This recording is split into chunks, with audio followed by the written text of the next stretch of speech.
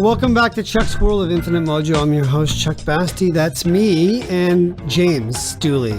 Nice to be here. How are you? How are you? Good, man. Good. You know what? You've got that radio voice. It sounds like I'm envious of your voice, actually. Why, thank you. It's quite natural, really.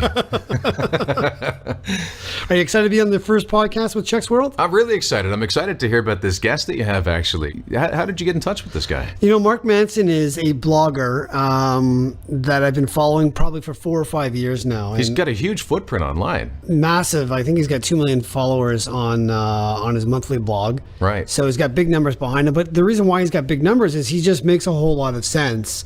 And he's not your typical guru, you know, that produces self-help material that is just one size fits all. Right. What's the name of his new book? It's something crazy. It's something. The Subtle Art of Not Giving a Fuck. Yeah. You know, I looked at his website's great, and the book. I mean, what a title. Yeah, and you know, it's going to cover all matters of sin as well. We'll list the chapters going out. The book comes out September the 13th, and I'm really looking forward to reading it as well. It's going to do massive numbers on Amazon as well. But I'm really excited about having him on the show today, simply because I've been wanting to talk to him for years now. It's been 6 months in the making. We finally got him on Chuck's World. Great. And is it self-help? I mean, what is it exactly that he's doing? Because you know, I think you could go with self-help on this one, but I think what distinguishes Mark away from the norm or the industry people of the self-help gurus is that he really just speaks from a narrative of himself, but he talks about so many things that resonate so deeply with human beings at the core that we all connect with that message, and it makes a whole lot of sense. So that's the best way I can put it. I'd love to hear what he thinks about sort of the mentality of, you know, negative versus positive thinking. You know, you get into a rut sometimes, you start thinking about something that's bad in your life, and then it sort of perpetuates itself, and you get stuck in a sort of a loop. The word stuck comes up every single time. That's what happens when you get stuck, is you're just not able to be with that emotion. You're just resisting it, and of course, whatever you resist persists, right? So, yeah, it'd be nice if you just didn't give a fuck. Yeah, well, we'll see how that goes with the interview, why Mark says that, and more importantly, how not to give a fuck. Good stuff. Well, let's get him on the line, shall we? Yeah. Welcome back to Chuck's World of Infinite Mojo. I'm your host, Chuck Bastie. That's me. And you know what's really fun about Chuck's World of Infinite Mojo is the fun guest that we get to align ourselves with. And today, it's my great pleasure to bring on Mark Manson, who is an author, blogger, and super writer, and honestly, an amazing content dude. And he says the word fuck an awful lot. And it goes without saying that his next book coming out is The Subtle Art of Giving a Fuck. What does it mean to give a fuck? I don't know, James. That's the first time I've used fuck on the air, and I don't give a fuck. You know why? Because I don't have a fuck to give. But if I don't have a fuck to give, James, that means I am giving a fuck. You know what? Fuck it. Mark, help me out with this. Mark Manson. What does it mean to give a fuck? Or not give a fuck.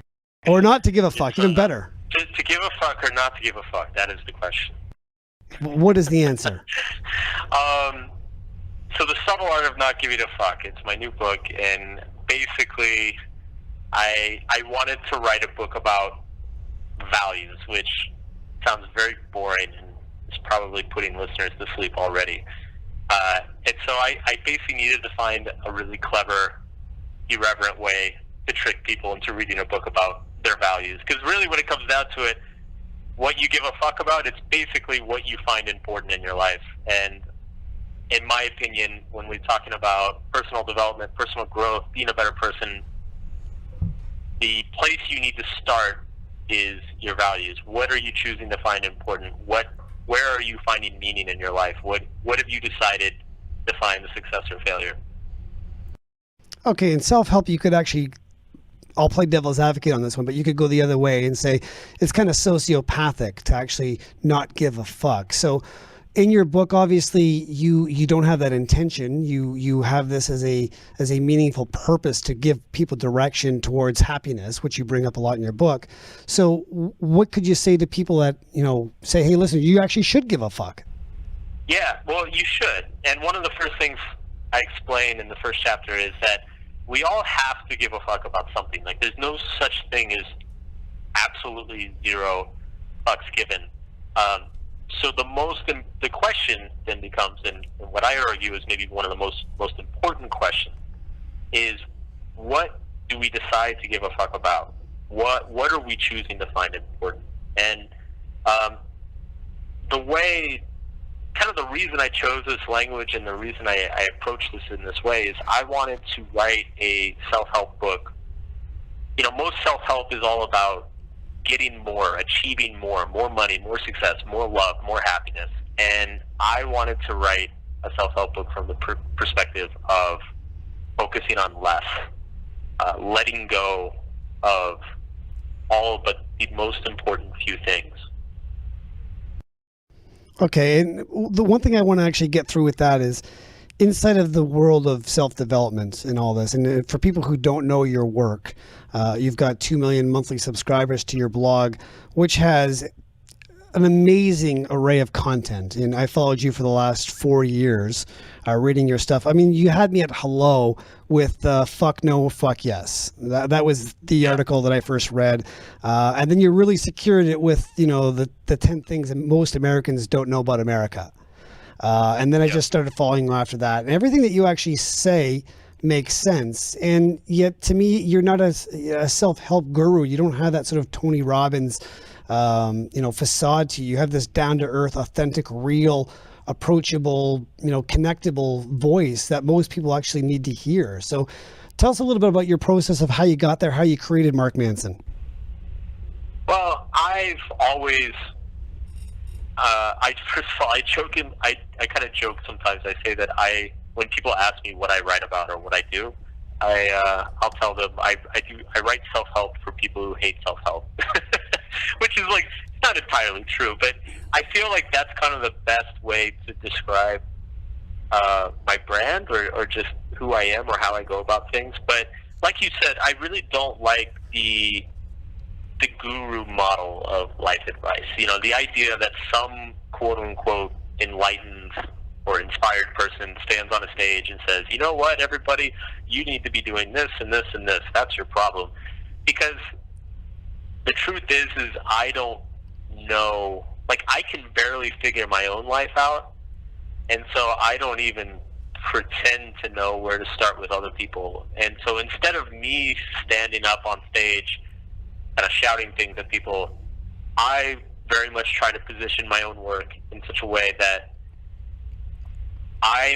everything I write about, these are issues and thoughts and struggles that I'm going through myself, and I write them in such a way that through kind of my own exploring of the topic or the issue, I try to write it in such a way that other people can benefit from it as well. But I don't ever, I'm always very careful to say, like, this is just my experience or my opinion or research suggests this, because it's ultimately, I think people are so different that you can't just construct like a 3-day program that's going to, quote unquote, fix everybody. Yeah, well spotted. I think that you when you write, you connect because your thoughts are, generally speaking, you pick topics that most people can relate to, and that they all follow the exact same algorithm. For example, you have a blog last week that came out, the feedback loop from hell. And I was reading that about thoughts, about having thoughts. So, well, I wanted to ask you about that in your excerpt. What is that, and why does it affect us so much? The thoughts in the feedback loop from hell.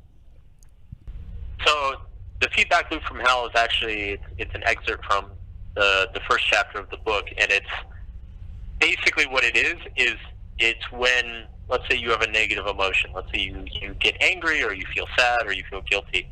And that's fine. The emotion in and of itself is what it is. But what most people start doing is they start judging that emotion. So always they'll feel sad, and then they start thinking, well, this is horrible that I feel sad. Why am I so sad? And then that just makes them feel even more sad. Yeah, and then people will start getting angry at the fact that they get angry easily, or they start feeling guilty because they feel guilty all the time, and it creates this feedback loop that just keeps spiraling. And the antidote to that, the only way to kind of break out of that feedback loop, is to be okay with negativity. It's to not give a fuck about negativity. It's to say, you know what? I feel bad about this, but that's okay. You know, life consists of feeling bad sometimes. That doesn't say anything about me as a person. It doesn't say anything about my abilities or my values. It's just an emotion, and it comes in certain situations and then it goes away. Okay, so most people, they can hear that, but it's not going to land for most people. So, obviously there's the whatever you resist persist theory that goes out on as well. So what you're saying is to sit with the emotion, don't give it the meaning attached to that you're shit or you're not worthy or all these, ugly places that we go when we hit failure if we don't have a really strong relationship with failure. But how do you get that person to really get that it's not really the emotion, it's the meaning that they're giving the emotion to not give a fuck? Well, it's like anything. It's something you practice. There's no trick or tool that you can just hand somebody and they immediately have a good relationship with their own failure and their own struggles. It's something that you have to kind of train your mind to do. It's something that you have to be vigilant about, removing that judgment. And there's all sorts of ways to do this. I mean, you can do it through like therapy is a really common way that a lot of people do this, is having a therapist sit across from you and be like, well, why do you feel that way? Why do you think that? Journaling can be another way, but basically what it requires is it requires the ability to question your own thoughts and emotions and decide what they mean for yourself. Most people just immediately just believe that a bad emotion or a negative emotion is a bad thing. They basically assume that a good emotion means something good, and that's not always the case. Just because something feels bad doesn't mean it is bad. Just because something feels good doesn't mean it is good. And so if people need to first be able to see that, and then second, practice reminding themselves of that, or learning how to evaluate their emotions without necessarily like inhabiting them all the time. So in other words, first go straight to neutrality and be able to sit with the emotion first and just be with the emotion without resisting it and getting back to zero before you can charge your batteries again. Yeah, basically. Well, you give a lot of insight that's obviously contrary to the typical self-help industry. I mean, like the way you write, your cadence, the words you use, the language, the experiences that you share. So why is it that you kind of are self-help, but you're not self-help?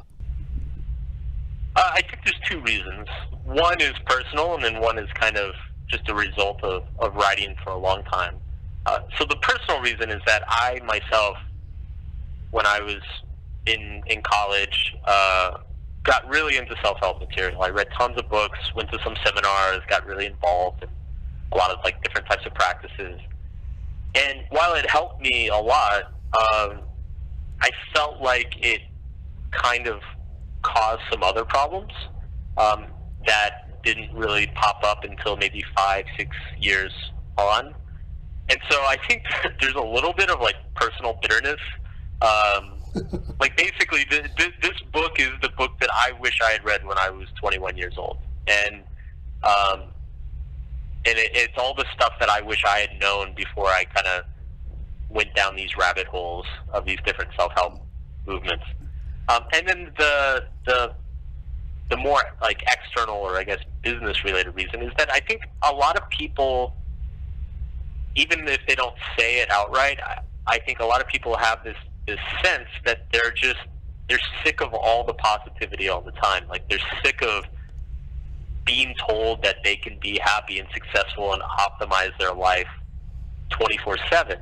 And like there's something in the back of their head is telling them that there's something unrealistic or maybe unhealthy about that mentality. And so I feel like when I started coming out and saying this stuff, saying things like, if you're trying to be happy all the time, that's probably a bigger problem than, anything else that's going wrong in your life, or that maybe this constant need for self-improvement or validation it comes from a really unhealthy place. Like when I started saying these things, I think it was just a relief for a lot of people. It was something that they had always felt, but they had never put words around, and so it kind of spread like wildfire. Well, I think it's just unhealthy and it's just exhausting. I mean, you have to be in the moment authentically, and if you're actually faking something, an emotion or otherwise, you're probably bang on with, you need to look somewhere of what you haven't done to look inside to figure out what's there for you right now, and just get clear with that right away, as opposed to faking it so that way you can look good, because that sucks. Yeah, and it is exhausting. It is it's incredibly tiring, and it doesn't, even if you do start achieving these things, even if you do manage to get up at 4 a.m. and meditate for an hour and go run 6 miles and, kiss your dog in the morning, it never feels like enough, because there's always some more optimal way to be doing things. There's always some more, authentic or compassionate or evolved way to do things, and it's just another rat race in disguise.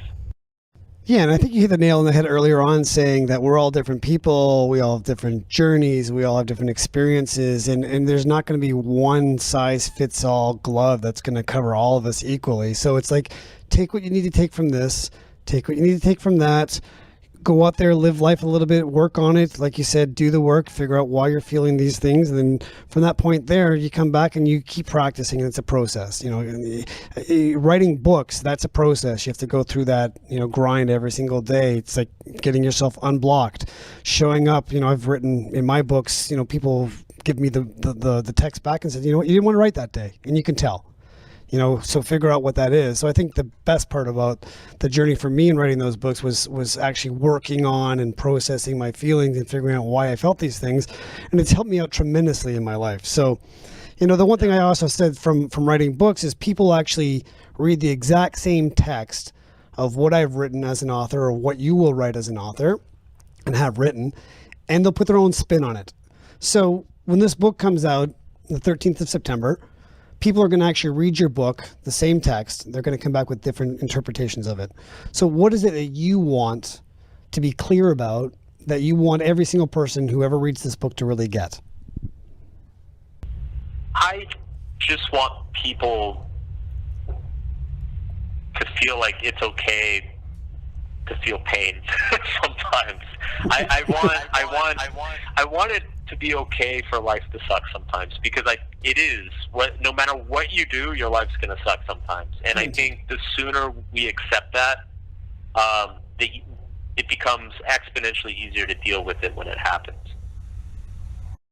Or just expect that life is broken, and just expect that life is going to be broken, and just count on it. Yeah. It's a certainty. Yeah. So Absolutely. What's next for you? The book comes out September 13th. It's already done famously well in the pre-sales on Amazon. I think you're in the top 50, which is ridiculous when you think of all the books that are on there, like millions of books on Amazon, and you're in the top 50. It's been such a push of interview after interview for you to go through this and to promote the book. When the book comes out, what's next for Mark Manson? Well, I've got probably another month of insane promotion in front of me. And then I get married in November, and I think I'm just going to take all of December off and sleep somewhere. And then we'll see what's next in 2017. I'm looking forward to just getting back to my website and writing articles, and just kind of like a very leisurely way, without all this pressure to promote something or prepare for something. So that's what I've got on my near horizon. But I have some ideas for the next book already, but I want to give myself at least like a year to kind of relax before I start getting serious about that. What do you think this book has done for Mark Manson, as far as moving you on to the next layer of removing the onion for who you want to be? Obviously, your message in this book is going to land on people. It's going to shift paradigms, change people's lives. But what's the book done for you? Honestly, I actually say this in the acknowledgments at the end. I mentioned my parents, and I say that I feel as though many of the concepts in this book, I wasn't truly an adult until I understood a lot of the concepts in this book myself. Like I lived through it and experienced it. And I definitely feel that way. I look back at myself like 5-6 years ago. I was very smart. I was very precocious, very ambitious, doing lots of cool things. But there was a certain psychological or emotional maturity that I still didn't totally have with the relationship with myself and understanding my own values and needs very well. And I feel like the concepts of this book are what got me there.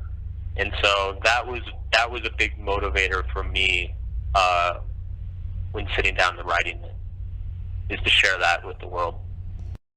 Well, I think if you just got that alone, that would be worth the entire, everything that you probably sacrificed to write this book, whether it be time, whether it be effort, obviously the disappointments that you had to go through in order to experience the emotions that you're writing about, that it gives that insight to people. I mean, so I think it's an amazing journey that you're there right now. So before I go, I just want to ask you if there's anybody else, you mentioned your parents, if there's anybody else that you want to acknowledge for the book, for what it's done, for where you're at in your life right now, that you wouldn't have got to that point without those people kind of guiding, believing in you before you believed in yourself.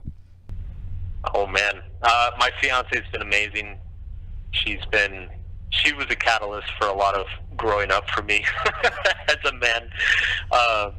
So incredibly grateful for her. She's like so smart and so supportive. Yeah, my editor, my agent were great. I've got a couple guys who work with me on the site who have been amazing. They're brilliant guys, and they make me look even smarter. So, yeah, it's been an incredible journey, and it's been wonderful. I've been fortunate to have so many great people around me to help. Lastly, before we go, we just want to give you the plug of where people can find you, where you're going to be social media wise. So website, Twitter, Facebook, Instagram. So the website is markmanson.net, and I'm on Facebook, facebook.com/markmansonnet. It's all one word. And then I'm on Twitter as well. And then the book is Subtle Art of Not Giving a Fuck, a counterintuitive approach to living a good life. And it will be out September 13th. Everywhere. So look for that book. Everywhere. Pick that up. Is there a place where they can leave you some feedback? Yeah, email me. Go to my website, and there's a contact form. Please email me or shoot me a message on Facebook. Awesome. Well, Mark, hey, listen, I've been following you for years. It's a big thrill for me to actually talk to you today. Thanks for sharing with my audience on Chuck's World of Infinite Mojo all the nuances of why not to give a subtle art of giving a fuck. Amazing to have you on the show today. Thanks a lot for coming in. You know what, James? I'm so, I don't even know what to say. I'm so excited that Mark Manson's been on my show. I mean, I've had some pretty big guests on my show, but that's one of the ones that I've had him on my bucket list for years. He's great. It was really nice to listen to that perspective he's got. I'm looking forward to reading the book. Yeah, and I just think that, what Mark says just makes so much sense to me, and I hope that the people who are listening right now, they got some value out of that as well. And that you go pick up the book, The Subtle Art of Not Giving a Fuck by Mark Manson, markmanson.net. And you can find him on Facebook and Twitter as well at I am Mark Manson on Twitter.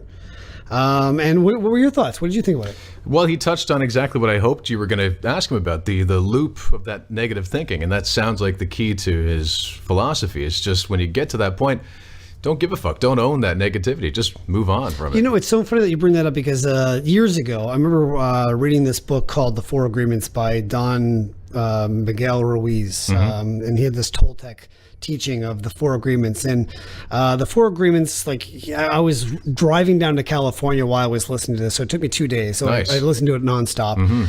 And I thought to myself, it's great to say these things, but how do you not take something personally? Because one of the agreements was to not take it personally. Yeah. And I'm like, teach me how to not take it personally, because that's the real art. I know I shouldn't take it personally, but I do. I'm human. Yeah. So how do I do that? And it took me years to figure that out. But it would have been nice if someone like Mark Manson would have come along and just said, hey, listen, just be with it. Yeah. Sit in it. Sit in the emotion. Understand it's going to be ups and downs, and don't resist it, because whatever you resist persists. So, when I was actually reading Mark's stuff, I was just like, you know what? This stuff makes sense. Yeah. He's got it. I love his attitude is spot on. Absolutely, yeah. The book comes out September the 13th. It's on Amazon and all your bookstores. Again, it's The Subtle Art of Not Giving a Fuck by Mark Manson. And James, thanks a lot for doing the show with me. Thanks for having me. A lot of fun. And that's going to do it for this episode of Chuck's World of Infinite Mojo. I'm your host, Chuck Bastie. You can find me on Twitter at Chuck Bastie. You can get me on Facebook, Chuck's World of Infinite Mojo, chuckbastie.blogspot.com.